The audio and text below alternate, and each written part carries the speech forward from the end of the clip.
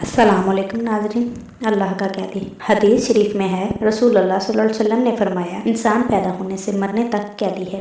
कैसे कैदी है, किस तरह कैदी है, किस तरह का इंसान कैदी है, आइए देखते हैं। हदीस शरीफ में है, रसूल अल्लाह सल्लल्लाहु अलैहि वसल्लम ने फरमाया कि जब तक बच्चा बालिग नहीं होता, इसके नेक अमल इसके और इसके वालिदैन के हिसाब में लिखे जाते हैं, और कोई बुरा अमल करे तो वो ना इसके हिसाब में लिखा जाता है ना वालिदैन के। फिर जब वो बालिग हो जाता है तो हिसाब इसके लिए जारी हो जाता है, और दो फरिश्ते जो इसके साथ रहने वाले हैं इनको हुक्म दे दिया जाता है कि इसकी हिफाजत करें, क़ुव्वत बाहम पहुँचाए।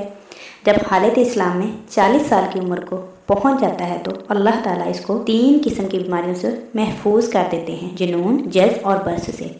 जब 50 की उम्र को पहुंचता है तो अल्लाह ताला इसका हिसाब हल्का कर देते हैं। जब 60 साल की उम्र को पहुंचता है तो अल्लाह ताला इसको अपनी तरफ रजू की तौफीक देते हैं। जब 70 साल को पहुंचता है तो सब आसमान वाले इससे मोहब्बत करने लगते हैं। जब 80 साल की उम्र को पहुंचता है तो अल्लाह ताला इसकी नेकियों को लिखते हैं और गुनाहों को माफ़ फरमा देते हैं। फिर जब 90 साल की उम्र हो जाती है तो अल्लाह ताला इसके सब अगले पिछले गुनाह माफ़ फरमा देते हैं और इसको अपने घर वालों के मामले में शफाअत करने का हक़ देते हैं और इसकी शफाअत कबूल करते हैं, क्योंकि इस उम्र में पहुंचकर अमूमन इंसान की क़ुव्वत ख़त्म हो जाती है, किसी चीज़ में लज्जत नहीं रहती।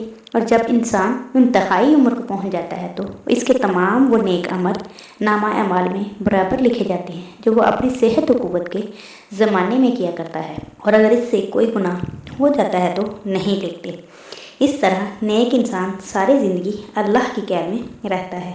नाज़रीन, इंसान दुनिया में जितने साल भी ज़िंदगी गुजारे, चाहे नेक अमल करे या बुरे, लेकिन वो अल्लाह की कैद में रहता है। लेकिन अगर अच्छे काम करेगा तो इसका सिला जन्नत की सूरत में अता किया जाएगा। अल्लाह ताला हम सबको नेक अमल करने की तौफीक दे। आमीन सुम्मा आमीन।